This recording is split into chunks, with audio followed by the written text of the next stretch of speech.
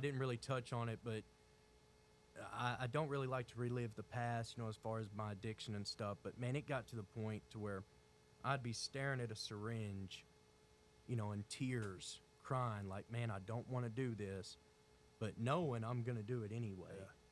And, going out in the trash cans and looking for syringes that I threw away, that praying to God that the tip ain't broke off, or that it would sharp enough to penetrate the skin and stuff. And, for me, and that's why, on my social media and everything else, I'm so, you know, uplifting with recovery, because, used to, there was no way I saw past a day of sobriety.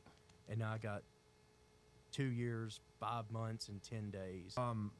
So what's the day-to-day like at Next Step?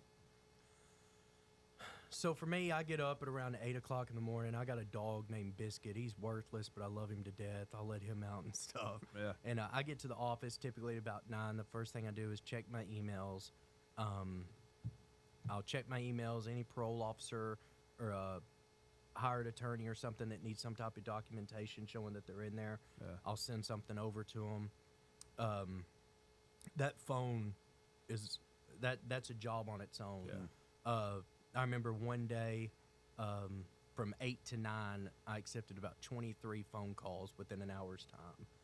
And the thing with me, though, just because we're full doesn't mean I don't provide resources. Like, I try to talk to them like, hey, do you have insurance? Okay, if you do, this is what I suggest.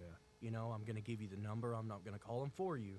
But here's the number. Tell them that I sent you. Tell them that Next Step Recovery Housing sent you. And hopefully they'll make the call. But, for me, it's just being able to communicate with the guys and hang out with them, because, man, in my addiction, dude, like, the only friend I had was a sack of dope and a syringe. And for me to be around all these guys and pour into them and help them and, encourage them and to show them that what I've been through, and that, just basically tell them that it's possible.